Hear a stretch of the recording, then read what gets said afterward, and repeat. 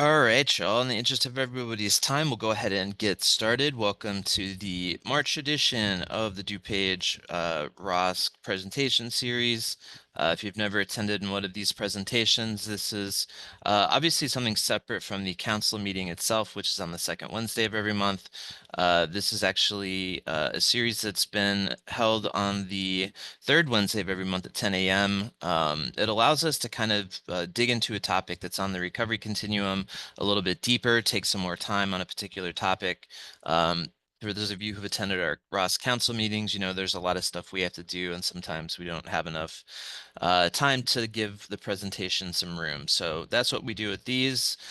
We try to pick some topics that are maybe outside the box a little bit, or kind of on the cutting edge of stuff that we see as people who are working boots on the ground in recovery and DuPage. So today's presentation is definitely an example of that. Blake Worman is our presenter today. He is a recovery navigator with us, but he is also, and I'm sure he'll mention, kind of worked at every step on the employee ladder at Serenity House in some way, shape, or form. But he is also kind of my right-hand guy when it comes to chemicals and stuff that's kind of outside of the box that we mentioned. And he talked about wanting to do one for Ibogaine, which he's going to go into much greater detail. Ibogaine was one of those substances that I knew about but didn't know obviously a ton about, and so I'm glad we could have Blake here to kind of dig into it a little bit deeper, and we'll learn about this psychoactive that's been used previously to treat things like opioid use disorder, but also other mental health challenges. So Blake, I'm going to turn it over to you. And if we have any time at the end, hopefully we could have a little bit of a discussion. And if there's anything we need to promote at the end, we'll have time to do that. So Blake, I'm going to go ahead and turn it over to you and take it away. Thank you, Jared. Yeah, like Jared mentioned, I worked my way up at Serenity House from a client back in July of 2020. Then went to the recovery home as a house manager, then was senior resident for a year and a half, and now I work for them officially for Serenity House and DuPage ROSC as a recovery navigator. So Ibogaine is one of these substances that I was always aware of back from even before I first started using opiates. It had caught my interest, but I never tried it. The thought of trying to order Schedule One compounds through the mail to my parents' house kind of turned me off from that. And then when I was using, and I could have gotten benefit from it, I didn't have the extra $200 to throw towards it to use it.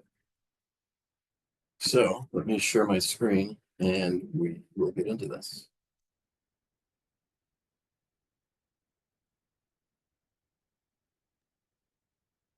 Right. Presentation is called Ibogaine, Visions of Recovery.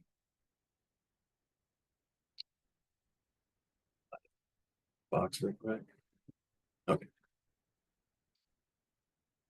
Over the last 100 years, our understanding of addiction and the way in which we treat it has grown from what once was considered a hopeless moral issue, treated with all the sophistication and nuance of a sledgehammer to the face with bloodletting, insane asylums, and lobotomies, to one that encompasses both the biological and psychological aspects of addiction, that respects the individual and treats addiction in a holistic manner.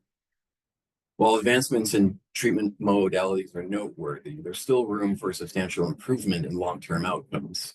And that's especially true for those who have struggled with the traditional treatment progression of detox to rehab to sober living to AA meetings. Today, we're going to explore a novel and at times controversial treatment that has shown remarkable promise in addressing addiction, as well as the medicines developed from it and that are in current development. It is derived from the root bark of the Tabernanthe iboga plant native to Central Africa, and iboga has been used for centuries in traditional spiritual practices, as well as a medicine and in community ceremonies by the tribespeople of the region. And on the screen, you can see the 2D structure of Ibogaine. It is a tryptamine molecule. You can sort of see the benzene ring and the pyrrole ring on the left that goes into a more complex structure. I'm sure none of that means anything to any of you. On the right, you can see the ground up root of the bark, and this is how it's sold for at home use. I don't know what the current going rate for it is. I didn't get that far into researching that aspect of it, but here's what it looks like. So our learning objectives for today, we're going to discuss what it is, go over a history of traditional use, a history of Western use, the anti-addictive discovery and its properties, evolving research, and some ethical considerations about its use.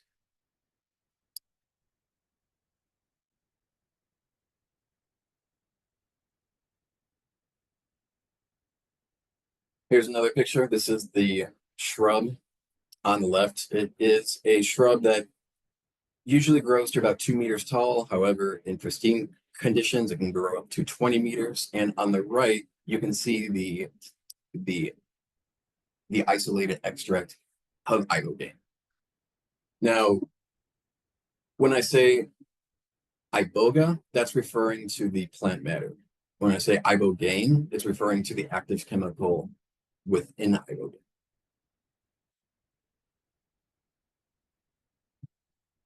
So on the screen, you can see I've got some pro-enunciations. The history of the ritualistic use of the Tabernacle iboga plant is well documented in Gabon, Cameroon, and Equatorial Guinea. The peoples of this region have used iboga in their ceremonies as far back as their oral traditions can recount, in much the same way as the ayahuasca vine is used by the Amazonian tribespeople and how they retell their story of its discovery. It's most famously used by the Bwiti people of Equatorial Guinea. And when digging into the history of this, I read both that it was used prior to and as a response to colonialism. Its use emerged as a way to unite their culture, process what was happening to them, and strengthen communal bonds. How it was discovered remains unknown. Their oral history has them saying that the plants taught them which one to use.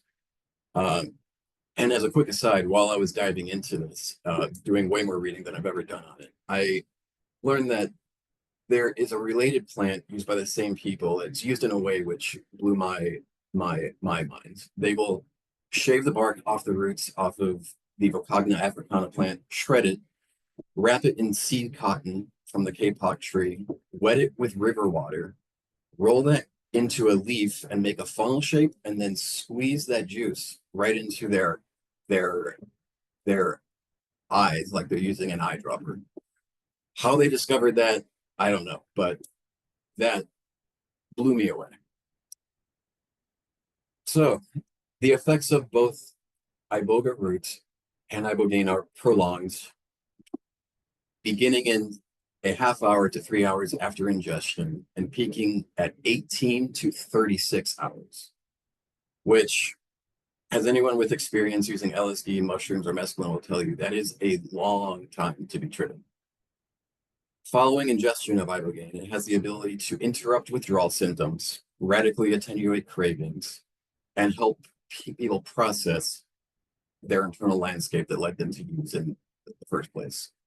The experience happens in two phases. The first part is a visionary phase, which lasts 4 to 6 hours. And this is all following single dose head administration. And the second part is the introspective phase, where the user confronts internally their nature and the nature of their addiction. In very crude terms, the introspection phase is something of a forced shortcut to what in AA is referred to as the spiritual awakening necessary to have the monumental shift in the course of your life and who you are. People who have gone through the treatment describe an intense emotional experience in which they confront themselves, the things they have done and internally ignored, and the reasons why they became a user, and then process those realizations, emotions, and discoveries about themselves. So how did we get here? Here's a picture of a traditional Iboga ceremony taking place. There are a few different types of ceremonies with its use. There is a prolonged one that happens over the course of 3 to 5 days, during which the person partaking in the ceremony will take repeated doses of it. And then there's the single dose head administration, which is still fairly lengthy at between 24 to 36 hours.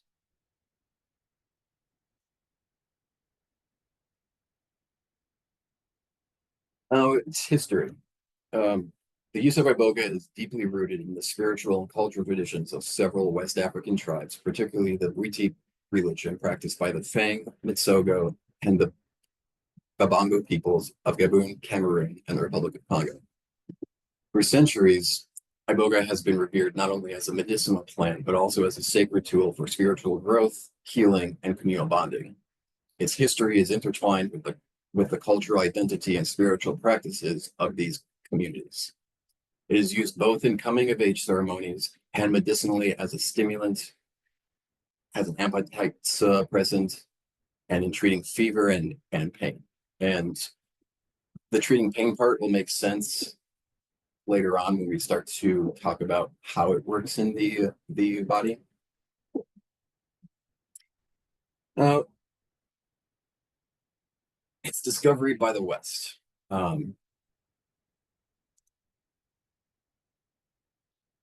The active alkaloid in Ibogaine, was first isolated by French researchers in the early 20th century.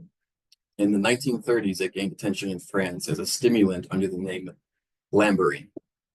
The French were way ahead of their time with the trend of microdosing here. It was sold in subvisionary doses, and it was marketed to combat fatigue and enhance physical performance, for which it became popular among athletes and workers. Its stimulant use was short-lived, and by the mid-20th century, concerns about its safety and potential for abuse led to its decline in popularity. But that was not the end of Ibogaine's story.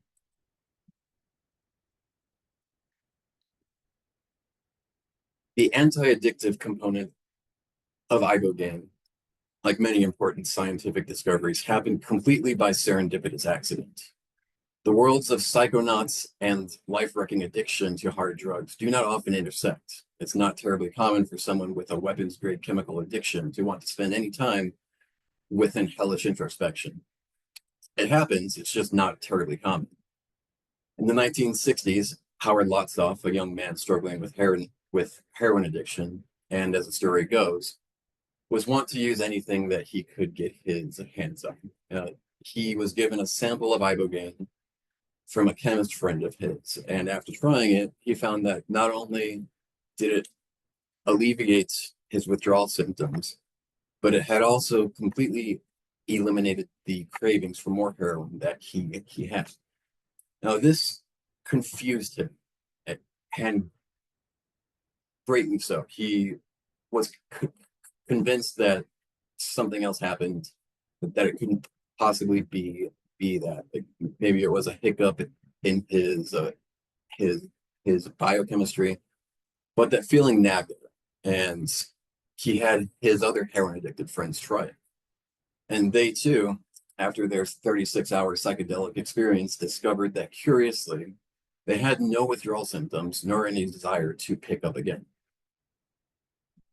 Howard had been so transformed by that experience that he became something of an evangelist for Iboga and Ibogaine, telling anyone and everyone who would listen about the miraculous effects that it had on him, his friends, and later on, the people who came to his clinics for therapy. Now, when looking into his history and his occupation, his occupation is listed as scientific researcher, and he did work with various doctors and chemists in Europe, but the only education I could find on him was graduating with a degree in film from NYU in 1976, which is still impressive, but there's some missing time between that and when he convinced a Belgian pharmaceutical company to manufacture Ibogaine in capsule form and successfully performed trials in the Netherlands in the 1980s. He was also awarded several patents for it. The first of his patents, issued in 1985, was called Rapid Method for Interrupting the Narcotic Addiction Syndrome. And the last patent in the series for the use of Ibogaine to treat chemical dependence was US patent for Rapid Method for Interrupting or Attenuating Polydrug Dependency Syndromes, which was awarded on October 6th of 1992. Now, how does this all work? The mechanism of action of Ibogaine is complex and not completely understood. It has action at the nicotinic acetylcholine, serotonin, dopamine, glutamates, and mu and kappa opioid receptors. However, the pharmaceutical targets that underlie the psychological and physiological anti-addictive qualities of Ibogaine are even less understood. Its placement in the most restrictive Schedule 1 category make researching this problematic. However, it is not as tightly restricted within every country, which slows, but not entirely eliminates investigations into its actions.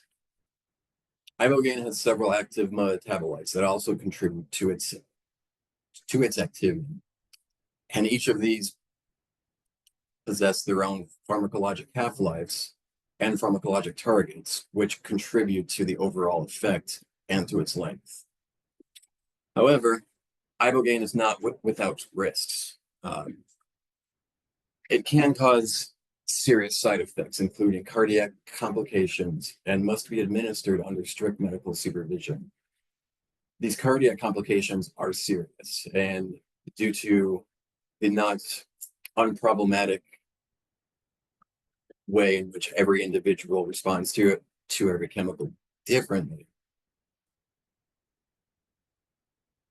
having it be administered under medical supervision will either eliminate or radically attenuate those more dangerous side effects by pre-screening anyone with any pre-existing heart conditions. Sort of like you wouldn't give a hardcore stimulant to someone with an underlying heart condition. It's the same thing here. This has made research into it slightly problematic, sort of viewed as a liability, but it's becoming, from what I've been reading, those attitudes are being slightly softened due to the prolific nature of the opioid epidemic. Unlike with traditional psychedelics, there have been several deaths that have occurred due to its use in treating addiction. And for those of you interested, the specific cardiac complication that I'm referring to is a prolonging of the QT interval, which is also the same cardiac complication that has led to the deaths of people attempting to treat their withdrawal symptoms using over-the-counter low perm. Despite its potential, Ibogaine's risks and legal status have made its widespread adoption limited. But there's still a lot of curiosity about it, and this has spurred research into looking for medications that are derived from it that will bypass some of the more problematic effects. And this leads us to where it stands today. As I said earlier, both Ibogaine and Iboga remain Schedule 1 substances in the USA. However, there have been and continue to be underground neighborhood clinics which operate and attempt to treat people, and that's even with surveillance by the DEA trying to keep track on this and interdict any shipments. Around the world, however, the legality of it is widely variable, and there are clinics that exist within legal gray areas and that operate open, even going so far as to advertise their services outside of their local geographic area. Canada, Mexico, the Bahamas, Netherlands, South Africa, and New Zealand all openly operate Ibogaine clinics. However, while doing some reading on this, in March of last year, Washington State had budgeted $250,000 for a pilot treatment center and study, which, if you know anything about the Washington drug scene, it makes sense why they would be the first in the nation to open one of those. Kensington would be another strong contender for that, but I don't feel like Pennsylvania has quite as much of a progressive attitude as Washington has. Both Iboga and Ibogaine have been used and studied more. There have been some deaths that have occurred, but this has spurred even more research into its derivatives, which leads us to some current research. 18-methoxychloronaridine is a novel synthetic relative of Ibogaine and is the first investigational medicine to try and keep the anti-addictive qualities of Ibogaine while avoiding the problematic cardiac complications. It was created by the research teams of pharmacologist Stanley D. Glick from the Albany Medical College and the chemists Upal K. Bandaraj and Martin E. Kruani, I'm sure I butchered those, from the University of Vermont. This medication has been shown to be effective at reducing the self-administration of morphine, cocaine, methamphetamine, nicotine, and sucrose. And also notably, it will produce an anorectic effect in obese rats, likely due to the effect on the brain's reward pathways. While they were studying this, they saw that rats will rapidly decrease the self-administration of those drugs, and this effect will last for several days to several weeks. The length of action at reducing the administration of those drugs as yet does not last as long as traditional Ibogaine does. However, this is all cutting edge research into novel derivatives, and a lot of this information is locked behind paywalls that I don't have full access to. So there are some newer ones, but I couldn't get much information on them.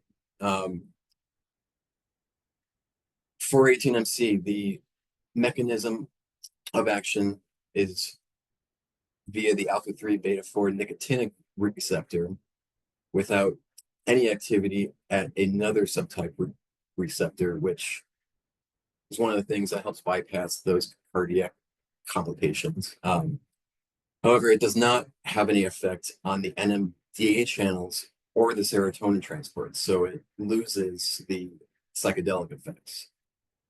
It does, however, retain activity at both the mu opioid and kappa opioid receptors, where it acts as a full agonist.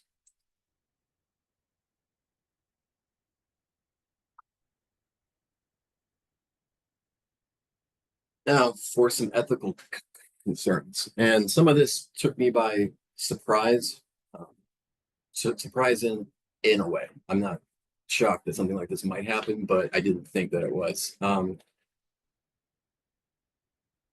Back in its countries of where its native habitat is, biotechnology firms have lobbied Central African governments to criminalize the possession, sale, and transfer seeds of the iboga shrub to protect their profits.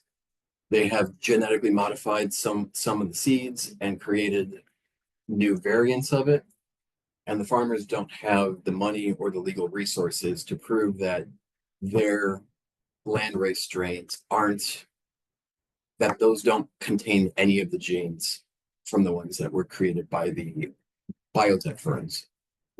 However, there's a political movement called Seed Sovereignty that is attempting to repeal this legislation and to protect the rights of these farmers and the tribespeople to grow their traditional medicine and to not run afoul of the law. As it stands right now, farmers who violate the law by sharing seeds can be sent to prison for up to 12 years and face a fine of $213,000. Monsanto and Syngenta are two of the biotech firms that have patented new varieties of Iboga. And Iboga really became popular due to the internet and people reading. That also spurred on its sale and helped to improve the economic status of the region. However,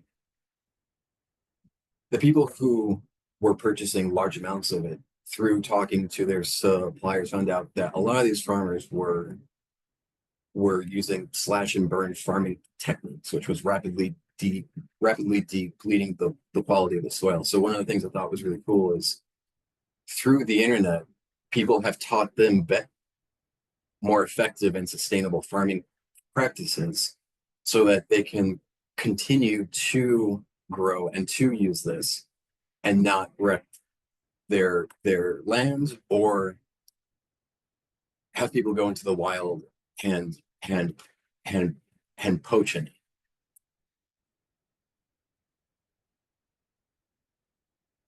Some final thoughts. The history of traditional Iboga root use is a testament to the profound relationship between humans and the natural world. I'm constantly amazed by the resources in the world around us that, managed well, can be of great use to modern problems within society. These resources can either be direct or inspiring further study and development, as with 18MC. Iboga root and Ibogaine represent a unique intersection of traditional wisdom and modern science.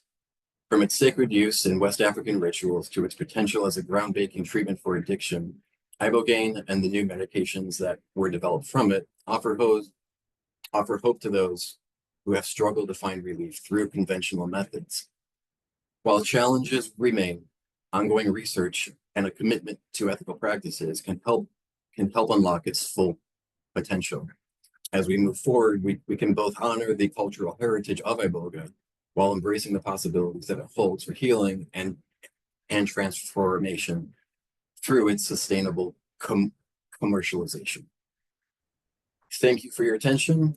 I'd be happy to take any questions. I've got some of the resources that I used here to make this presentation. I will make these slides available to anyone who wants them as well. Yeah, thank you, Blake, for that presentation. Went very deep, and like I said, this was an area that I was not fully aware of some of the specifics around Ibogaine, so this was really, really helpful for me. I do want to open it up for some questions or discussion or comments. If you have something you want to chip in with, you can raise your digital hand and we'll get you in here, or you can just come off of mute. I'm going to start with one. First off, shout out to Howard Lostoff. I think all of the like psychonauts, we got to have our hats off to them because there's, so many of them who just experimented on themselves first and probably put themselves through all kinds of interesting side effects and everything else trying to find, solutions to some of this stuff. But do you, based on your kind of like researching this presentation, is this something, because you mentioned a phrase called subvisionary, like a subvisionary amount of Ibogaine. Is this something that you think would be helpful in like microdosing, as opposed to like the full-on Ibogaine experience with the, a shaman and some of the things that you see attributed to ayahuasca? Do you think this could be something that could be used in smaller doses, like on a daily or regular basis? So going by my thoughts on it, I think so, yes. Sort of like how buprenorphine is used in sub-recreational doses to manage to manage a person's withdrawal symptoms. Ibogaine has full agonist effects at the mu opioid receptor. So any activation of that is going to provide some relief. Now, I don't know if there's withdrawal symptoms from itself from long-term use because I'm trying to research back into the 1950s when it was for sale over the counter back in France. There's there's not a lot of documentation on the history of that time. I couldn't find anything about somebody who had a Lamborghini habit or who experienced any effects sudden from sudden discontinuation of its use. Now, as far as some of the other effects that people usually microdose for, like increased creativity, the antidepressant effects, the antidepressant part, yes, I can definitely see that both due to the mu opioid receptor activation as well as the NMDA receptor and the serotonin receptors. Creativity part, I don't know. I feel like that's really subjective anyway. Thank you. Anybody else have questions or comments? Like I said, you can come off mute or raise your hand. And yeah. I just wanted to thank you, Blake, for that. I've been following Ibogaine. I've, been following psychedelics probably since before you were born. And I mean that in a very respectful way. And it's kind of interesting how this thing became a very political football. And Howard Lotsoff, when this thing came out, as did other psychedelics, there was was patented and then the patent expired on it. And, this fight ensued. And of course, Lotsoff died. And I know I've communicated with Deborah Mash in Florida. She was involved with that derivative of Ibogaine as a way to kind of get around this fact that the Ibogaine patent expired. But hopefully, I know MAPS has done stuff using observational studies to try to get this going here, and now what you've reported is useful. And it doesn't appear that this is a drug of addiction. People that use Ibogaine don't do it recreationally. So again, it's another, I think, example of a plant that has a value that is not like snorting cocaine, and should not be in that category. But thank you very much for that. Pretty thorough. And I would like a copy of those PowerPoints. Thank you, Bruce, and absolutely, I'll get your email address from Jarrett and send those over. Can Yeah, I and have a copy, Blake? yeah, Thank you. If you guys want, you can put your I've got Bruce's email, but if you want to put your email in chat if you haven't, we can go ahead and make sure we get you copies of those slides. Sorry, Blake, go right ahead. and like you were saying, Bruce, the amount of people who would find a 36-hour, highly intense psychedelic experience recreational is fairly small. I don't imagine a lot of people are going to be doing this regularly. I also, real quick, you said it was Schedule 1. Okay, so it's I don't know all my schedules, but that's like the daddy of them all, right? Yeah, that's the one where it's not legal whatsoever. Supposedly, it has zero medical benefit, is ruinously addictive, and should not be used by humans whatsoever. Pretty amazing. Anybody else have a question or comment for Blake on this presentation? I would, if I may. Please.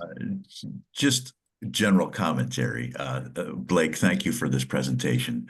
I'm fascinated by these presentation series that kind of go off, I don't know, off the track, off of the regular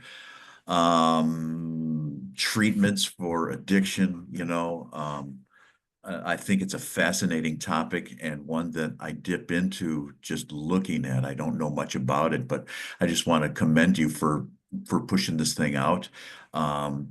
In my past drug abuse and experiment years, I was interested in all kinds of hallucinogenic experiences, but they were really more not of any kind of I don't know. It's just interesting that hallucinogenic drugs can be used in a microdosing way to help with cravings, to help with withdrawals, to be helpful in some ways. I know Bruce has mentioned, and I've read about this too, about Bill Wilson experimenting with LSD in the 50s, I believe, but somewhere in there, and just looking into like ancient cultures and the plant varieties that they used to bring on spiritual experience, to have different types of I don't know, intercourse with the world and what it means to be a human, and just this fascinating world that I don't know much about. So I'm grateful to be part of just observing some of the things that are being found about hallucinogenics, about different types of plant life, that could be helpful in some ways. So fascinating world, man. And thank you for continuing this presentation series. Thank you very much, Ben. Well, and if I may say something, because I've testified in legislative hearings, expert testimony, and it's kind of odd to be defending a plant that has been, because in Illinois, we're trying to get the psilocybin bill passed.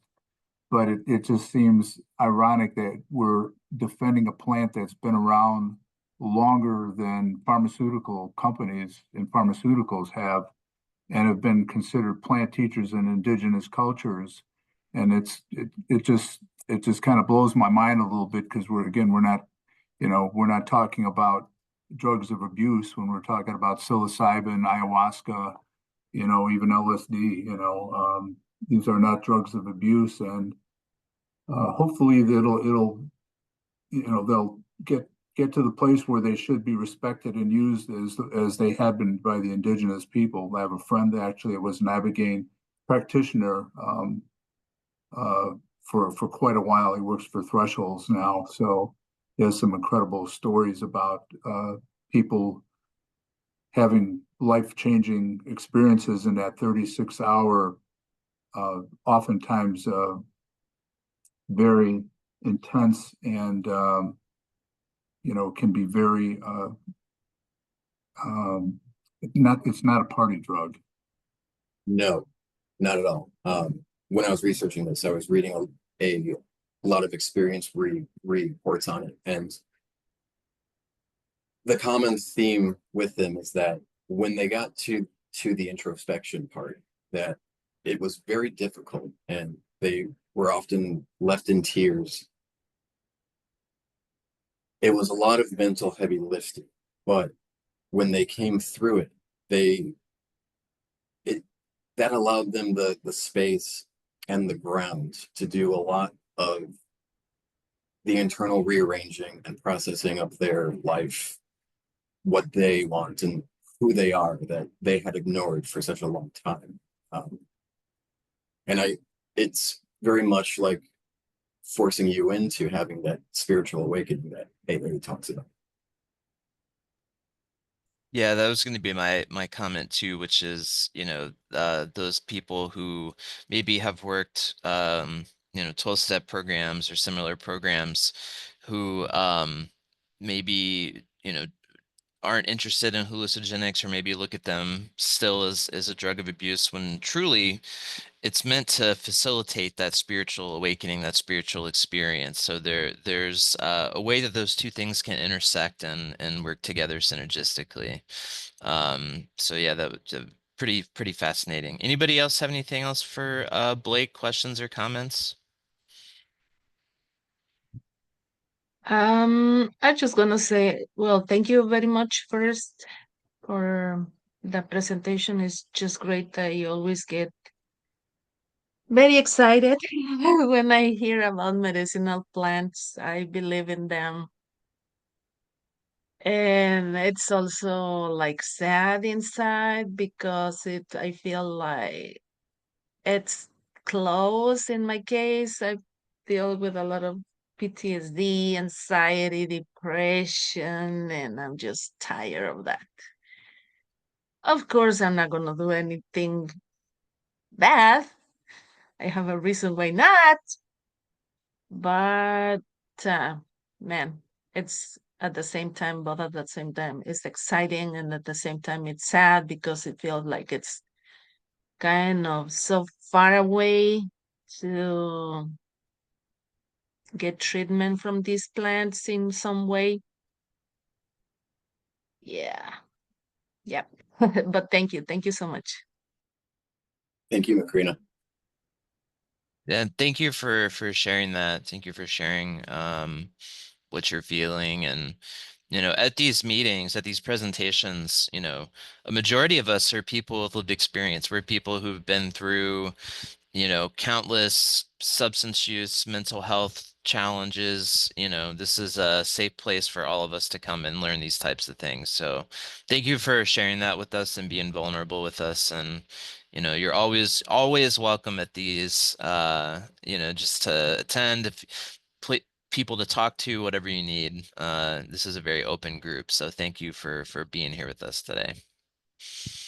All right. Well, Blake, thank you again. Like we said, we'll share these slides with everybody. And if you missed it, or if you missed it, you're here.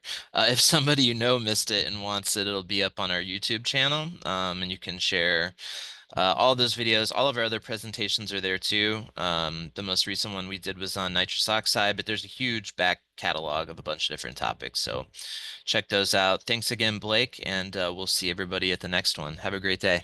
Thank you guys for being here.